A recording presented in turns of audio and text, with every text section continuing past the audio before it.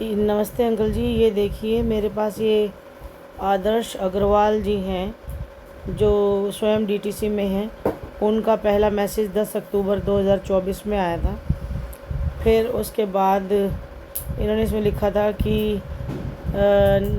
Most respected ma'am, नमस्कार, जय Hind, wish you all the best for अमूल्य efforts regarding various pension cases, especially DTC ex-employees who were opted in 2002. Thanks with warm regards.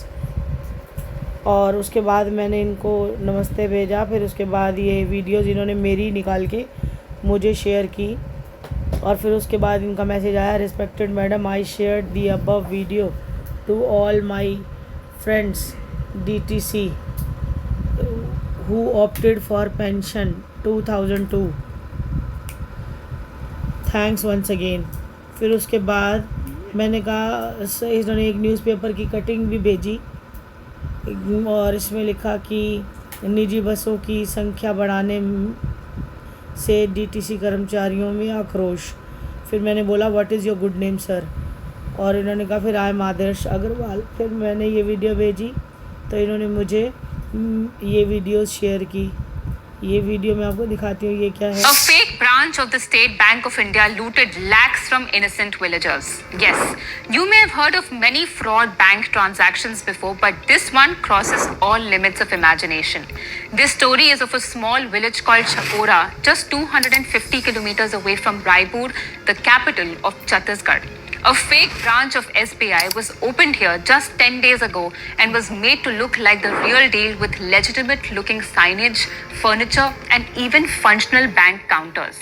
The villagers who were unaware of this false bank started visiting this branch to open accounts and conduct transactions. In fact, 6 unsuspecting individuals were recruited for what they believed were legitimate jobs at the country's largest bank, the State Bank of India. It was all meticulously planned to an extent where illegal appointments, fake training sessions, and elaborate setups were made to fool the locals. They issued offer letters that looked real and job titles such as managers, marketing officers, cashiers, and computer operators. And guess what? These jobs came with a price tag of anywhere between 2 and 6 lakh rupees. This went on for 10 days till Ajay Kumar Agarwal, a local villager, grew suspicious of this SBI branch that emerged out of the blue without any notice and proper branch code. He reported his doubt to the manager at the nearby legitimate SBI branch in Dabra. Soon after his complaint, police and SBI officials arrived at the Chapora branch for an investigation and found that this was all a very big scam. The place was rented out at a sum of 7,000 rupees per month, and the primary targets were unemployed individuals from nearby districts including Korba, Balod, Kabir Dham, and Sakti. They all paid lakhs of money in return for a job promised to them for a salary of just 30 to 35,000 rupees. Many of them even mortgaged jewelry or took loans to pay for the fake appointments. As the investigation still is running, it makes one wonder how many more villagers and how much more money could have been looted if Ajay Kumar Agarwal hadn't grown suspicious of this branch. Have you heard of a scam as outrageous as this before? Let us know in the comment section below and stay tuned for more. उसके बाद इन्होंने ये मेरे message वाली video मुझे खुद share की, जिसमें हमने केस रजिस्ट्रेशन नंबर वगैरह बताया था और डायरी नंबर वगैरह बताया था। फिर उसके बाद मैंने इनको अपना लिंक शेयर किया तो इन्होंने कहा, respected ma'am, good noon, please receive our heartiest good wishes for tomorrow pension case on 14th instant, thanks, light. और उसके बाद ये कह रहे हैं कि RTI रिप्लाई फ्रॉम DTC। ये इन्होंने, चलाओ लाइट जलाओ। RTI reply from DTC and by deputy CGM minister AK Sethi 10th of this month। ये इन्होंने RTI की डिटेल वगैरह मुझे शेयर की जो मैंने आपको पढ़ के बताई थी। देन उसके बाद इन्होंने मुझे कहा कि नमस्कार ma'am, all of us eagerly wants to know the process of today's pension case. आदेश अग्रवाल। फिर इन्होंने सुप्रीम कोर्ट के जज साहब की डिटेल मुझे एक शेयर की, जिसमें लिखा हुआ था कि 17/12/82 में that on 17/12/1982 जस्टिस गोई श्री VY and 5 person धर्मासन गोई with Chandrachud Shri D.S. Nakra tried this case and gave a historic verdict. Highlights of the judgment इसमें कहा गया pension is a fundamental right to an employee. Pension is only a reward for past services. Pension is not anyone's charitable aim, and no government has the power to cancel the pension. Pension is only for the welfare by providing financial justice.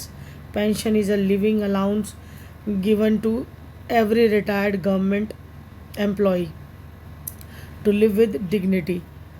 और इस तरह के messages इन्होंने किए। Then उसके बाद as per the judgment in the above case all pensioners celebrate pensioners day every year on 17th December, यानी 17/12 को सब पेंशनर्स का डे सेलिब्रेट करने लगे। और जजमेंट जो 17/12 दिसंबर 1982 में आई, पेंशनर्स डे सेलिब्रेट हुआ, started from the next year of the judgment 1983 as soon it now. फिर इन्होंने मेरे को मैसेज लिखा, मैडम नमस्कार, आपका 14+ मिनट का वीडियो देखा, आपने गला में खराश होने के बावजूद भी बहुत अच्छी तरह से हमें समझाया, उसके लिए धन्यवाद। आप गले के लिए 2-3 टेबलस्पून अदरक जिंजर का रस कद्दूकस करके किसी कप में लेकर 2-3 टेबलस्पून शहद हनी मिलाकर ले ले, थोड़ा दिन 3-4 बार होम रेमेडी है, आराम हो जाएगा जल्दी। और as soon as for your family and your clients, thanks, get well soon. और गले में खराश। फिर उसके बाद अंकल जी का एक मैसेज आया मेरे पास, सूचना दी 31/8/22 DTC रिटायर्ड व कार्यरत सभी साथियों को बधाई देते हुए सूचित करना चाहता हूं कि 26/8/22 को होने वाली DTC बोर्ड की मीटिंग का आज 31/8/22 को हुई, जिसमें नॉन ऑप्टेड लोगों को DTC की पेंशन योजना व सभी रिटायर्ड कर्मचारियों के लिए मेडिकल स्कीम लागू करने के मामले लगाए गए। और अभी तक कुछ उच्च अधिकारियों के माध्यम से पता लगा है कि माननीय मंत्री महोदय श्री कैलाश गहलोत जी की मेहरबानी से उपरोक्त दोनों महत्वपूर्ण मामलों को पास कर दिया गया है, जिसके लिए मैं अपनी तरफ से तथा DTC के सभी रिटायर्ड कार्यरत कर्मचारियों की तरफ से माननीय मुख्यमंत्री व परिवहन मंत्री महोदय श्री कैलाश गहलोत जी का तहे दिल से बहुत बहुत आभार व्यक्त करते हुए धन्यवाद भी करता हूं, जिन्होंने अपने किए हुए कुछ वादे पूरे करके हम पर बहुत बड़ा एहसान किया है। क्योंकि साथियों, पेंशन योजना लागू करने का मामला आसान नहीं था, परंतु इस दिल्ली सरकार की सोच हमेशा मजदूर, किसान व कर्मचारियों के हित में रहती है। इसलिए विशेष तौर पर माननीय मंत्री महोदय जी का एहसान DTC के कर्मचारियों को कभी नहीं भूलना चाहिए। साथियों, यह भी अवगत कराना चाहता हूँ कि अभी इन मामलों पर कोई बोर्ड द्वारा सहमति नहीं जताई गई है, लेकिन अभी मीटिंग के मिनट्स की अप्रूव्ड होने बाकी हैं।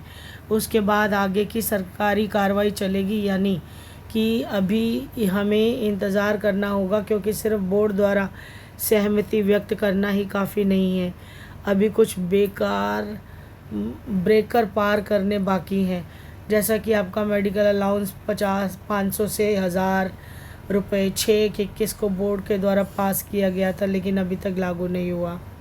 इसलिए हमें धैर्य रखना होगा, परंतु यह विश्वास ज़रूर रखें कि मंत्री महोदय हमारे सभी कार्य ज़रूर पूरे करेंगे, जिससे कि पुनः मंत्री महोदय का हार्दिक धन्यवाद करते हुए नम्र निवेदन करता हूँ कि उपरोक्त मामलों को अतिशीघ्र लागू करने की कृपा करें। धन्यवाद। फिर उसके बाद आप देखेंगे कि कुछ मैसेज और भेजे इन्होंने।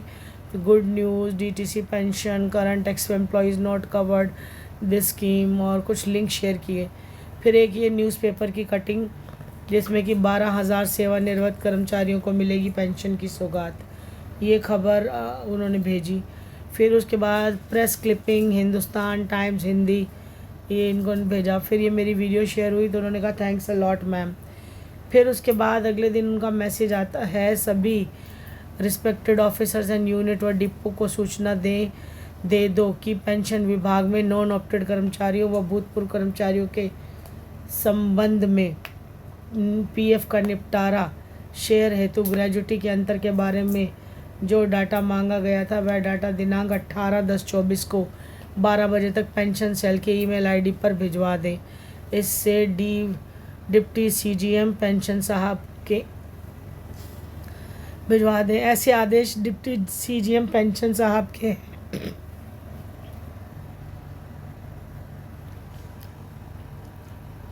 और फिर ये कॉपी ऑफ ऑर्डर मैंने मांगा तो ये कह रहे हैं कि नॉट अवेलेबल है। और फिर उन्होंने एक फॉरवर्डेड मैसेज मुझे शेयर किया है। वो मैसेज ये है कि depot will not be able to work out the data, this clear violation of CCS pension rule, finance secretary will not agree to any such proposal, all this exercise is waste, this political stunt is gain votes in the coming election. These 5 points by Deputy CGM Shri A.K. Sethi साहब sent me last night. तो उसके बाद फिर 17 अक्टूबर को इन्होंने एक order की copy मेरे साथ शेयर की। ये भी मैं दिखा देती हूँ क्या है, जिसमें कुछ तबादले हुए थे 17/10/24 को, राइट, जिसमें कि DTC की जो शिल्पा शिंदे उनकी जगह SK जैन सचिन शिंदे जी को लिया गया था। और देन उसके बाद अंकल ने मुझे ये मेघालय हाई कोर्ट का फैसला देखे पूरे देश में फैलाएं, तो ये भी मैं आपको दिखाई देती हूँ। मेघालय हाई कोर्ट ने 10 दिसंबर को अपने फैसले में केंद्र सरकार से अपील की है कि भारत को इस्लामिक देश बनने से बचाया जाना चाहिए, और साथ में ये भी कहा है कि आजादी के समय जिस तरह पाकिस्तान इस्लामिक देश बना उसी तरह भारत को भी हिंदू राष्ट्र बनना चाहिए था। जस्टिस सुदीप रंजन सेन ने अमन राणा नामक एक व्यक्ति की याचिका पर सुनवाई करते हुए ये टिप्पणी की। आइए जानते हैं जस्टिस सेन ने किन किन मुद्दों पर चिंता व्यक्त की। ये एक निर्विवाद तथ्य है कि विभाजन के समय लाखों सिखों और हिंदुओं की हत्या की गई, उनके साथ अत्याचार और बलात्कार किया गया, उन्हें अपने पूर्वजों की संपत्ति छोड़ने के लिए मजबूर कर दिया गया और उन्हें अपने जीवन और इज्जत को बचाने के लिए भारत में प्रवेश करने के लिए मजबूर किया गया।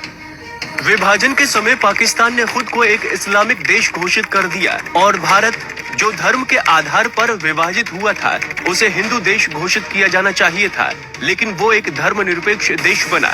भारत ने खून बहाकर आजादी हासिल की और सबसे ज्यादा पीड़ित हिंदू और सिख थे, जिन्हें अपने पूर्वजों की संपत्ति, जन्म स्थान को आंसुओं और डर से छोड़ना पड़ा, और हम इसे कभी नहीं भूलेंगे।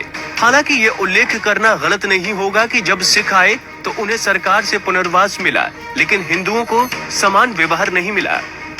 ये कहना सही नहीं है कि भारत ने स्वतंत्रता अहिंसा से हासिल की, बल्कि ये हिंसा के माध्यम से हासिल हुई है, जिसमें लाखों की तादाद में हिंदुओं और सिखों ने अपनी जिंदगी, संपत्ति और भूमि और आजीविका का बलिदान किया।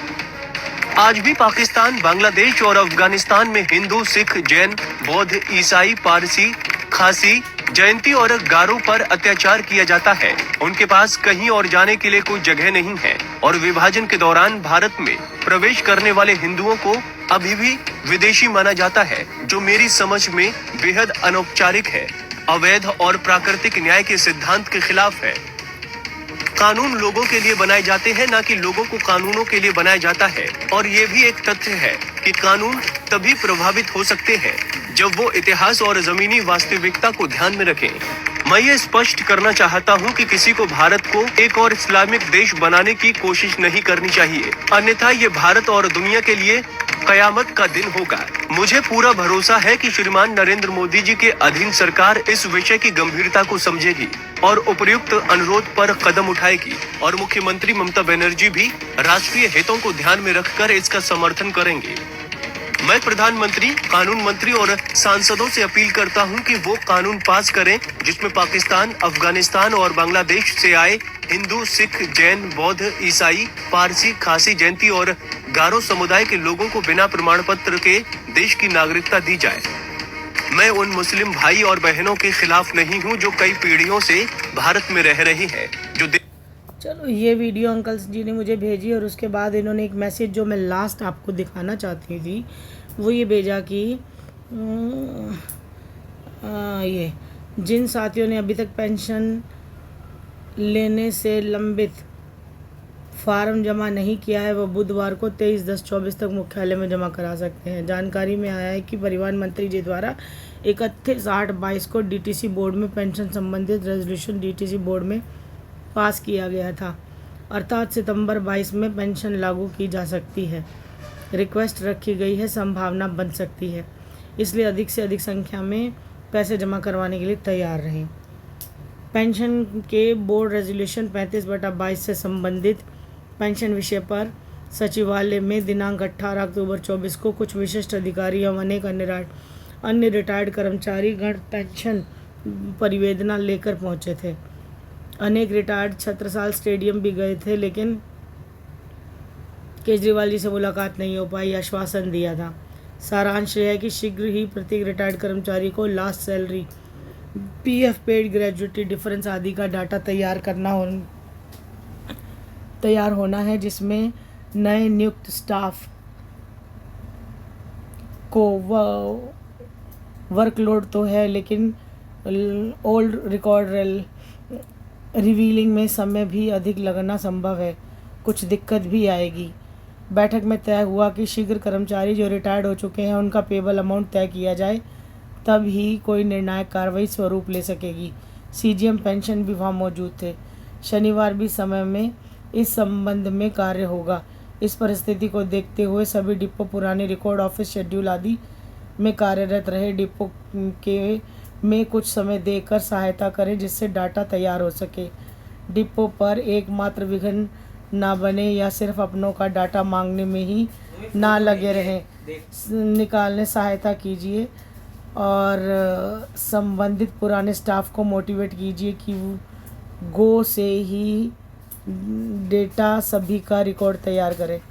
तो इस मैसेज के अंतर्गत, और ये जो मैसेज फॉरवर्डेड मेरे पास आया, आदर्श अग्रवाल जी जो डीटीसी के कर्मचारी हैं उन्होंने मुझे भेजा और उसके मुताबिक ये वीडियो आप तक पहुंची कि 4 दिन रह गए हैं, आप अपना कंसेंट फॉर्म जमा करा दीजिए।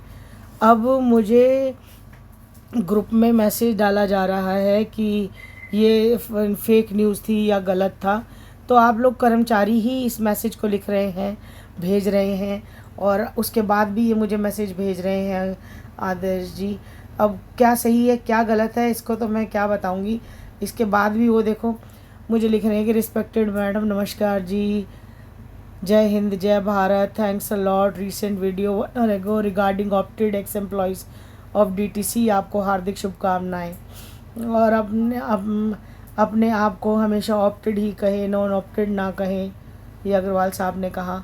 फिर ये पेंशन फॉर्म का मैसेज आज इन्होंने भेजा जिसमें 4/11 की तारीख लग गई है। तो मैं आपको ये सारी रिकॉर्डिंग्स और ये पूरी डिटेल जो दिखा रही थी और जो अपनी बात कहना चाहती थी, वो मकसद मेरा ये था कि मेरे पास ये मैसेज आया था और इस मैसेज के तहत ही मैंने आपको जानकारी दी थी। और अगर इस मैसेज के तहत, ये जानकारी के तहत आपके फॉर्म जमा नहीं हुए तो ये डीटीसी विभाग और उनके अधिकारियों द्वारा या फिर डीटीसी के कर्मचारियों द्वारा दी गई जानकारी सही या गलत है, इसका फ़ैसला आपको ही करना होगा। और ये सारी बातें आपके सामने मैं रख कर सिर्फ इतना ही कहना चाहूँगी कि जो इन्फॉर्मेशन मुझे मिलती है वो मैं आप तक पहुँचाती हूँ, और जो कार्रवाई हम कर रहे हैं हम सिर्फ कोर्ट की कार्रवाई कर रहे हैं। बाकी की कार्रवाई डीटीसी, उनके कर्मचारी और अधिकारी कर रहे हैं। और इस तरह के मैसेज मेरे पास आया था तो मैंने आपके साथ शेयर किया था। अब आप लोगों के साथ मैं ये जो वीडियो शेयर कर रही हूँ, ये सिर्फ़ एक सबूत है, पुख्ता सबूत आप लोगों के सामने कि ये मैसेज मेरा बनाया हुआ नहीं, फॉरवर्डेड मैसेज था। और अब जो भी आगे की कार्रवाई होगी वो आपको इसी के अकॉर्डिंग बताई जाएगी। लेकिन एक बात आप क्लियरली समझ लें और जान लें कि आपकी पेंशन 100% होगी, आपके एरर का पैसा भी आएगा, और जो डिस्पेंस कर्मचारी जो परेशान हो रहे थे उनके लिए भी रास्ता निकाला जा रहा है, और उनको भी हम डेफिनेटली इंसाफ दिलाएंगे। ठीक है, इन्हीं बातों के साथ मैं और इन्हीं जानकारियों के साथ अपनी वाणी को विराम देती हूँ। आपकी बेटी रितु मुंजाल। नमस्कार, जय हिंद, जय भारत।